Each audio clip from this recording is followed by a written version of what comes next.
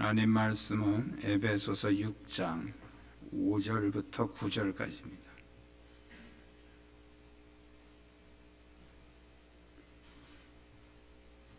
에베소서 6장 5절부터 9절까지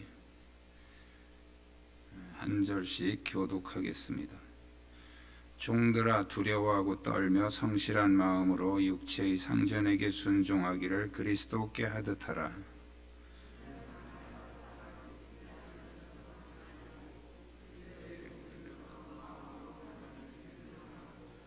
기쁜 마음으로 섬기기를 주께 하듯 하고 사람들에게 하듯 하지 말라.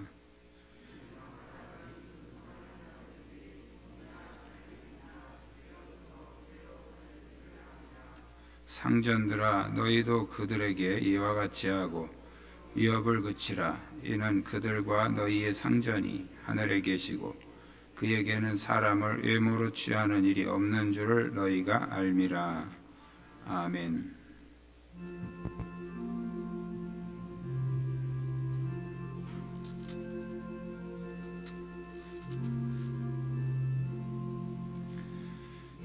예수님은 누구신가? 우는 자의 위로와 없는 자의 풍성이며 전한 자의 높음과 잡힌 자의 노임되고 우리 기쁨 되시네. 예수님은 누구신가? 약한 자의 강함과 눈먼 자의 빛이시며 병든 자의 고침과 죽은 자의 부활되고 우리 생명 되시네. 예수님은 누구신가? 주한 자의 소망과 죽을 자의 생명이며 죄인들의 중보와 멸망자의 구원되고 우리 평화 되시네. 예수님은 누구신가? 온 교회의 머리와 온 세상의 구주시며 모든 왕의 왕이요 심판하실 주님 되고 우리 영광 되시네. 아멘. 할렐루야. 주위에 있는 분들과 서로 인사 나누시기 바랍니다.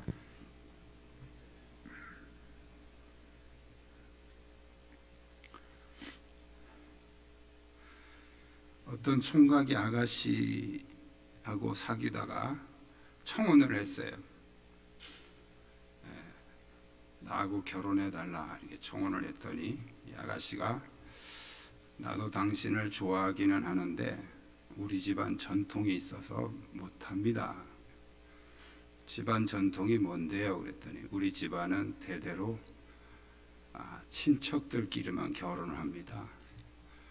고모는 고모부하고 결혼하고 이모는 이모부하고 결혼하고 그래서 당신하고 결혼할 수 없습니다. 오늘 성경의 바울은 에베소 교회를 통해서 에베소서를 통해서 교회가 무엇인가 그걸 다루면서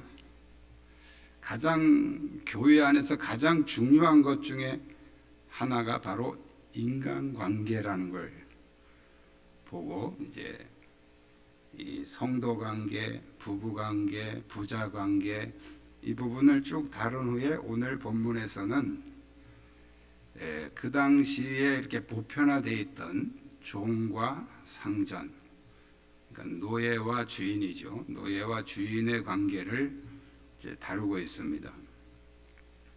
자, 오늘날 노예 제도는 없지만 본문을 통해서 그리스도인들이 아름다운 인간관계를 위해서 어떻게 살 것인가.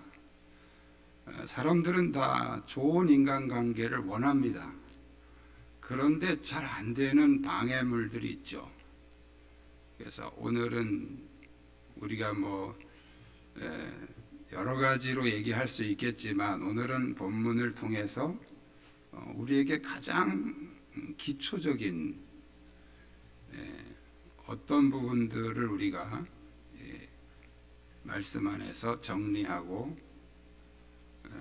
그렇게 해서 우리가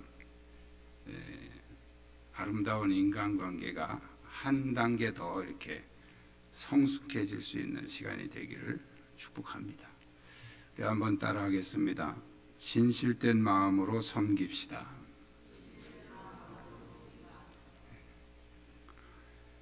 바울은 먼저 이 종들에게 그리스도께 하듯이 육체의 상전에게 순종하라, 이렇게 당부를 하고 있습니다.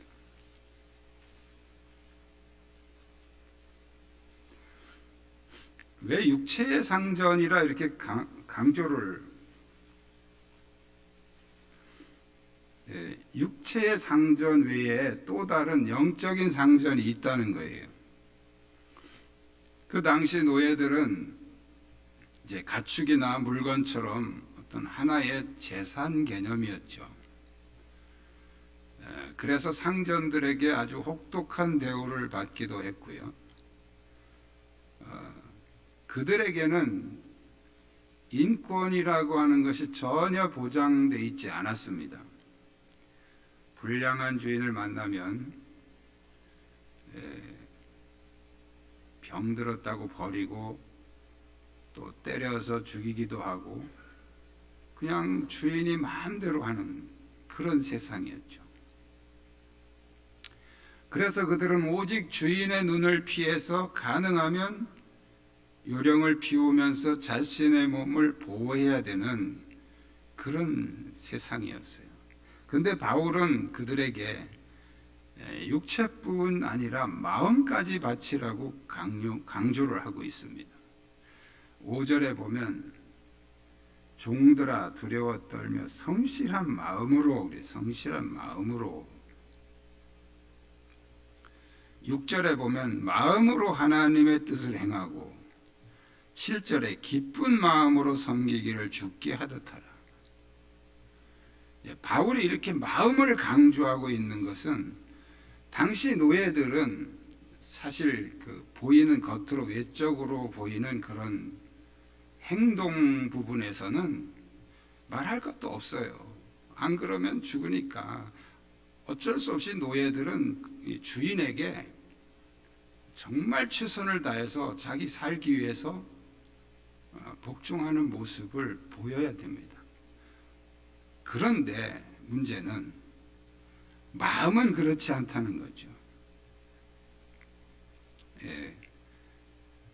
겉으로는 주인을 위해서 최선을 다하고 섬기는 것처럼 보이지만, 마음에서는 분노와 미움과 증오와 이런 반항과 이런 안 좋은 마음으로 할 수 있다는 거예요. 나쁜 감정을 가지고 주인을 대할 수 있다는 겁니다. 자, 혹독한 대우를 받으면서 고통당하는 그들에게 바울이 너희 마음까지 바쳐라, 이건 너무 가혹한 거 아니겠어요? 그러나 바울은 그들의 상전이 단지 육체의 상전일 뿐이라는 거예요. 그 배후에 계신 영적인 상전, 그리스도가 있다는 거죠. 그 그리스도를 바라보라는 겁니다. 마음으로 하라는 말 뒤에 뭐가 나오냐면 그리스도께 하듯이, 또 하나님의 뜻을 행하여 죽게 하듯이, 이렇게 꼭 뒤에다가 설명을 붙이고 있습니다. 육체적인 상전을 그리스도께 하듯이, 하나님께 하듯이 그렇게 하라는 거예요. 그런 마음을 가지고 대하라는 겁니다.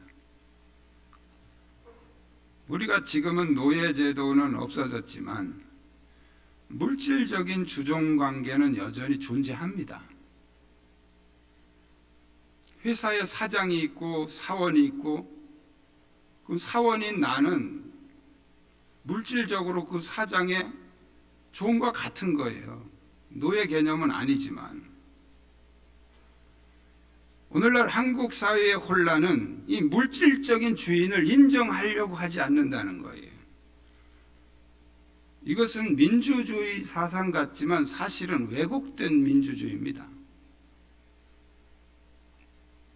내가 돈이 없으면 돈이 많은 사람이 운영하는 그 회사에 들어가서 사원으로 일을 하는 것 당연한 거죠. 그러면 그 사장을 인정해 줘야 되는데, 언제부턴가 한국 사회는 무조건 다 물러가라는 거예요. 다 물러가라고 소리 지르고. 누가 주인입니까?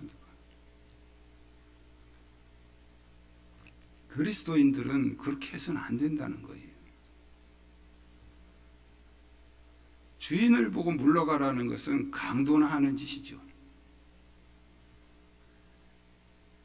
주인이 잘 돼야 됩니다. 주인이 잘 돼야 나도 잘 되는 거죠. 사장이 잘 돼야 사원이 잘 되는 거지. 사장이 망했는데 사원이 어떻게 잘 돼요? 그 자기 위치를 알고, 이거 주종관계예요. 이거는 엄밀하게 말하면. 그걸 우리가 인정하고, 주인이 잘 되게 하려면 내가 또 잘 해야 되는 것이죠. 그런데 주인이 잘 되는 걸 배아파하고 그걸 강탈하고 빼앗으려고 하는 것은 강도의 심보죠. 우리 그리스도인들은 그렇게 생각하면 안 됩니다. 여러분이 만약에 회사의 사원이면 내가 다니는 회사의 그 사장이 잘 되기를 바라고 성실하게 해야 됩니다. 그 사장이 잘 돼야 나도 잘 되는 거지. 왜 사장을 쫓아내고서 물러가라고 쫓아내고 어떻게 하려고? 회사 망하면 나도 망하는 거예요. 그러니까 우리가 마음으로라도 그런 생각을 하면 안 된단 말이에요. 그리스도인들은. 자, 오늘 종들에게 한 말씀이지만 같은 거예요. 주인이 정말 잘 돼야 노예인 나도 편안한 거지.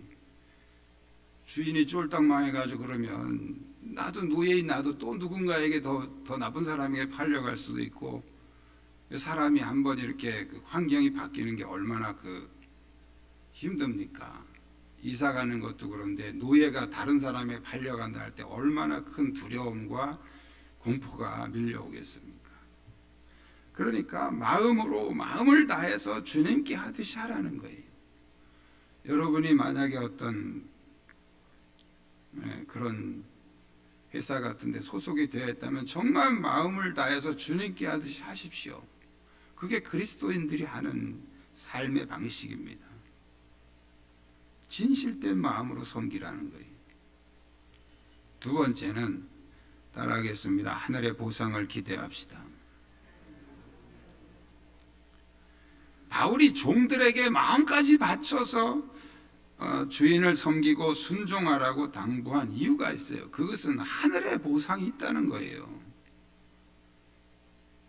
그냥 그걸로 너만 희생당하고 끝나는 게 아니라는 거예요. 하늘의 보상이 있다는 겁니다. 육체의 상전을 그리스도께 하듯이 마음까지 바쳐서 순종하게 되면 그 상전이 너에게 보상을 안 해준다면 하나님께서 너에게 갚아주신다는 거예요. 이게 믿음이죠. 이게 그리스도인들이 가져야 되는 믿음이에요. 왜 나한테 보상 안 해주냐고 달려들고 물러가라고 하면 안 된다는 거예요. 그 주인이 안 해주면 하나님이 해준다는 거예요. 예수님도 말씀하셨죠. 오른손이 하는 걸 왼손이 모르게 하라. 네가 땅에서 다 칭찬받으면 하늘나라 가서 보상받을 게 없다는 거예요. 그래서 은밀하게 구제해라. 오른손이 하는 걸 왼손이 모르게 은밀하게 해라. 봉사도 은밀하게. 광고하고 드러내면 이미 다 보상을 이 땅에서 싸구려 보상을 받는 겁니다. 그래서 하나님 나라 가서 받으라는 거예요. 이 땅에서 좀 아껴뒀다가. 주인에게 마지못해서 눈가림만 하면서 일하는 것은 아무 의미가 없어요. 그런데 마음을 바쳐서 순종하면 그것이 선행이 된다는 거예요. 사람들은 행위만 보고서 저건 선행이다, 뭐 악행이다 이렇게 행위만 보고서 판단하지만 주님은 그렇지 않아요. 내가 선한 일을 하더라도 그 마음속에 아주 구체적인 예를 들면 내가 고아원이나 어떤 어려운 기관에 라면이나 뭐 쌀가마니를 갖다가 준다고 할 때 이거를 광고하기 위해서 막 사진 찍고 막 이렇게 하는 거는 선행이라고 볼 수 없는 거예요. 이미 자기가 비즈니스를 하고 있는 거죠. 자기 이름을 드러내고 광고하기 위한 하나의 비즈니스가 되는 거예요. 이걸 선행이라고 볼 수 없는 거예요. 그렇지만 사회에서는 일반 사람들은 그걸 선행이라고 보는 거죠. 왜? 행위만 보니까요.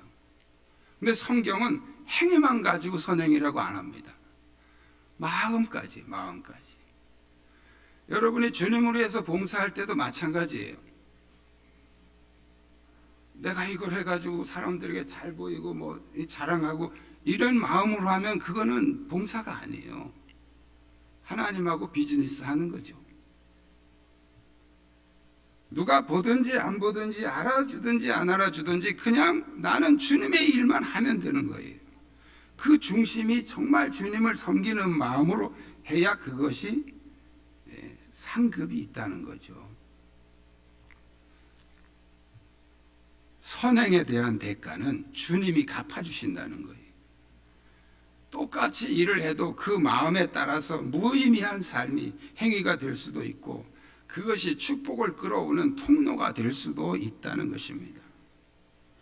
우리가 예수를 믿으면서 우리는 항상 기도할 때도 머리가 되고 꼬리가 되지 말게 하시고 뭐 아브라함의 축복 뭐 막 이렇게 막 거대한 것만 자꾸 요구를 합니다. 근데 여러분 머리가 되는 것이 꼭 축복입니까? 머리가 돼가지고 망하는 사람 많아요. 머리 되는 게 축복이 아니에요. 상전으로 교만한 것보다 종으로 겸손한 것이 낫습니다. 그게 주님이 우리에게 보시는 기준이에요. 진정한 축복은 우리가 어떤 일을 하든지 주님께 하듯이 하는 거예요. 주님께 하듯이. 어떤 사람을 만나도 주님을 대하는 심정으로 만나는 것입니다. 그렇게 하면 하늘의 보상도 있을 뿐 아니라 이 땅에서도 유익하다는 거예요. 그래서 오늘 본문에서 바울은 계속해서 마음으로를 강조하고 있습니다. 이것은 어떤 뭐 교회에서 봉사만이 아니에요. 여러분이 삶의 현장에서 뭐 직장에서 또 가정에서 다 똑같습니다. 똑같이 적용이 됩니다. 여러분 가정에서 일하는 것도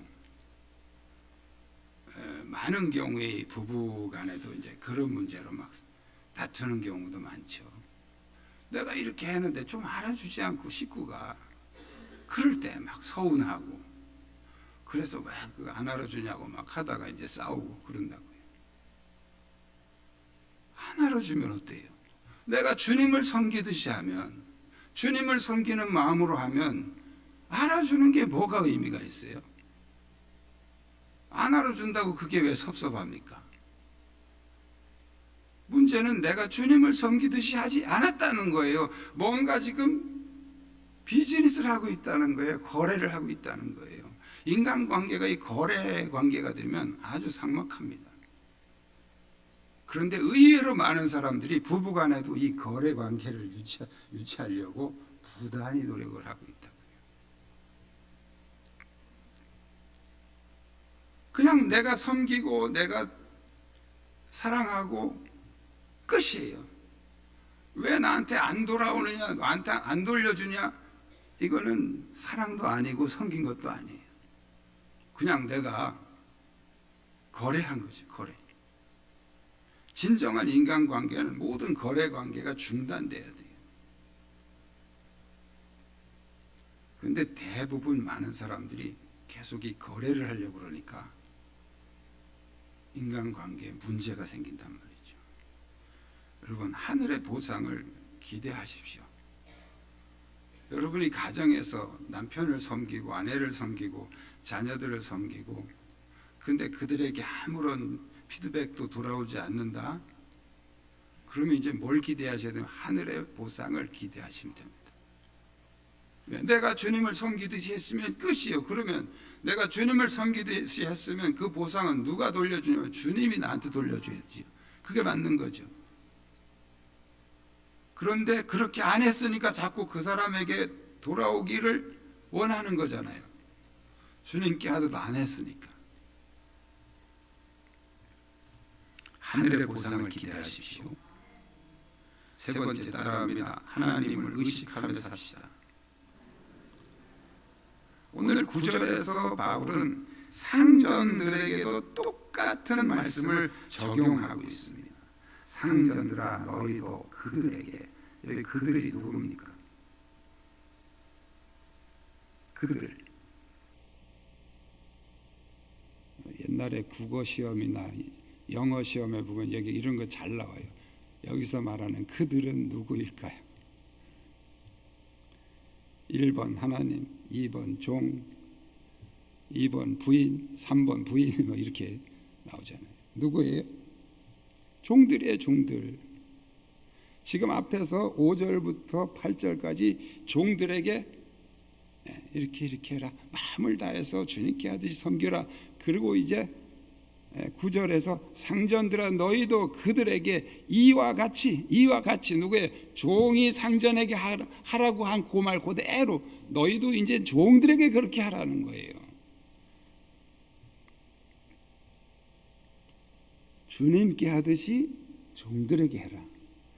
여러분, 이게 지금 우리는 종에 대한 개념도 없어요. 그냥 이론으로만 종은 종이다 이렇게 알고 있지만, 노예 제도가 있던 시대에 주인을 향해서 지금 네가 데리고 있는 이 종들에게 주님께 하듯이 해라, 이거는요 말도 안 되는 소리예요. 정말 파격적인 얘기예요. 이게 아주 쇼크 받을 일이에요. 성질 안 좋은 사람은 이게 뒷목 땡기는 일이란 말이에요. 이런 말이 그런 말이란 말이에요.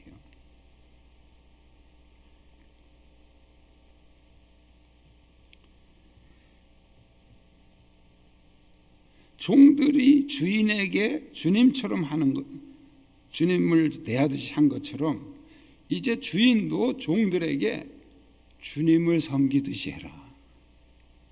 이 말은 종들에게 뭐 종님 하면서 받들라는 뜻이 아니에요.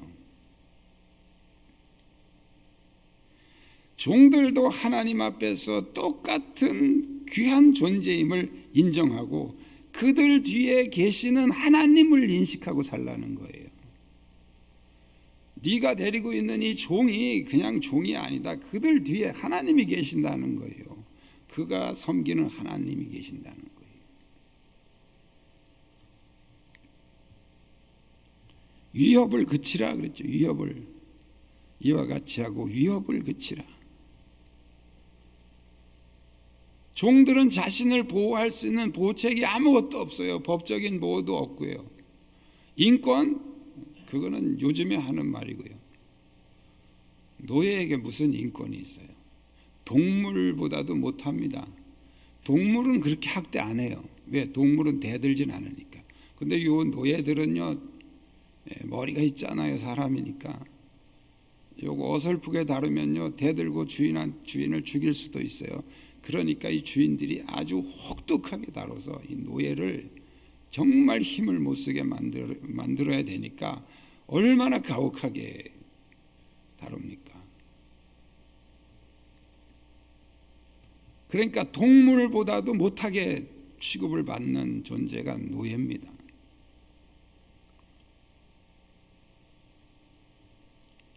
그렇게 보호할 것이 없는 그 종들에게 너무 지나치게 학대하거나 협박하지 말아라.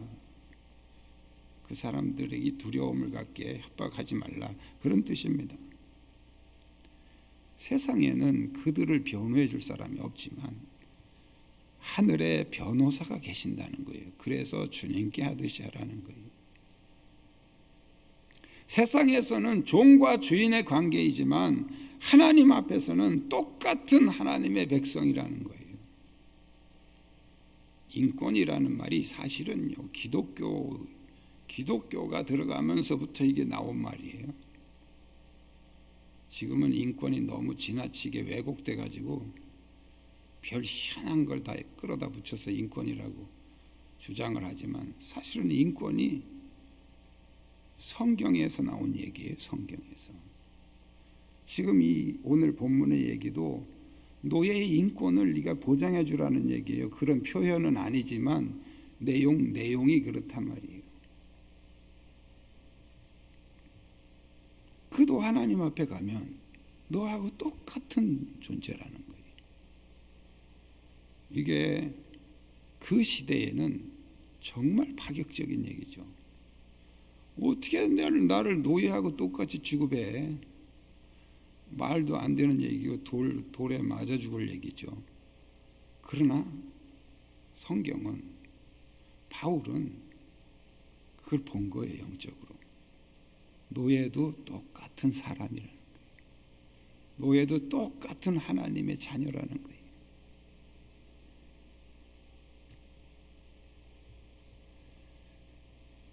내가 일을 시키고 돈을 준다고 해서 내가 더 높은 게 아니에요. 지금은 그런 거 많이 없어졌지만 얼마 전까지만 해도 얼마나 일하는 사람들은 그냥 굽신거려야 되고 주인은 그냥 거들먹거리고 이런 모습들이 얼마나 심했습니까? 내가 일당을 주거나 월급을 주는 사람이라도 무시하면 안 된단 말이에요.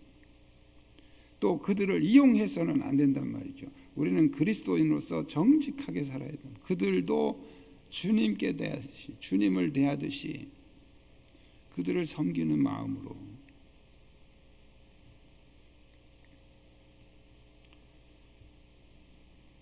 여러분, 오늘 말씀 다 잊어도 괜찮습니다. 딱 한 가지만 기억하십시오. 나를 제외한 모든 사람을 주님께 하듯이, 주님께 하듯이. 아랫사람인데 아니에요. 우리 애들인데 애들도 마찬가지. 애들도 주님께 하듯이 하면 그 애들은 절대 잘못되지 않습니다. 애들을 자기 소유인 줄 알고 자기 마음대로 만들어 보려고 막 하니까 자꾸 애들이 망가지는 거예요. 정말 주님께 하듯이 그 사람의 인격을 존중해 주고 그렇게 자녀를 양육해 보십시오. 그 자녀가 잘못되는가. 우리는 너무 이 유교 사상에 젖어가지고 그러면 애들이 버르장머리가 없어져 이래가지고 사정없이 막 그 버르장머리 고쳐보려고, 그래서 버르장머리가 나빠지는 거예요. 그리스도인들은 모든 인간관계 속에서 주님께 하듯이, 주님께 하듯이, 내가 종의 입장이든지 아니면 내가 주인의 입장이든지 사람을 물질 개념으로 대하지 말라는 거예요. 이 모든 것에 대해서 하나님 우리에게 평가서를 작성하고 계시는데 그 평가서는 행동을 기록하는 게 아니에요. 그 사람의 마음 상태를 기록하는 평가서입니다. 이 사실을 명심하십시오. 하나님이 그걸 어떻게, 그 수많은 사람들을 어떻게 하냐고요? 여러분 요새 잘 아시잖아요. 수많은 사람이라고 못합니까? 다 카메라 그 반경 안에만 있으면요 다 찍혀요. 다. 사람이 만든 물건도 이렇게 우리의 모든 행동을 표정까지 눈 깜박거림까지 다 찍을 수 있는데 하나님이 그거 못 하시겠어요?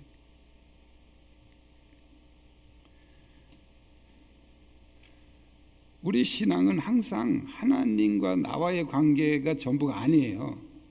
항상 하나님과 나와의 관계에 이웃과의 관계가 이렇게 삼각관계로 연결이 돼 있어요. 연결이 돼 있어요. 그래서 나는 사람들한테는 잘 못하지만 하나님께는 잘 할 수 있어. 그 말이 안 되는 거예요. 여러분, 인간관계가 안 좋다 그러면 하나님하고도 안 좋은 거예요. 인간관계는 보여지는 걸로 알 수 있는 거고 하나님은 안 보이는 걸로 알 수 있는 거죠. 인간관계가 내가 좋은지 안 좋은지 잘 검토를 해보십시오. 안 좋다 그러면 그거는 하나님하고도 안 좋은 거예요. 나는 인간관계는 별로지만 하나님하고는 정말 내가 그럴 수는 없는 거예요. 항상 이것은 같이 비례하는 거예요. 그래서 우리의 신앙이 성공했다. 뭘 보고 알 수 있냐면 그게 전부는 아니지만 그 사람의 대인관계, 교회에서 가정에서 이런 대인관계, 이웃과의 그런 대인관계를 보면 대략 이제 알 수 있어요. 왜 바울이 교회론을 기록하면서 이렇게 자녀는 부모에게, 부모는 자녀에게, 또 아내는 남편에게, 남편 아내에게, 또 종은 상전에게, 상전은 종들에게, 이런 관계들을 왜 이렇게 설명합니까? 이게 다 교회예요. 교회. 여기 어느 한 군데라도 펑크가 나서 문제가 심각해졌다 그러면 이제 우리의 신앙에도 뭔가 문제가 심각해진 거예요. 하나님 관계 성공하기를 원하시면 인간관계도 성공하셔야 됩니다. 여러분에게 믿음이 넘치시길 축복합니다. 기도하겠습니다. 아름다운 인간관계는 우리의 영성의 가장 중요한 부분입니다. 진실된 마음으로 하늘의 보상을 기대하면서 그리스도께 하듯이 겸손한 섬김을 통해서 성숙한 교제가 이루어지게 하옵소서. 이 시간 함께 말씀 붙잡고 통성으로 기도하겠습니다.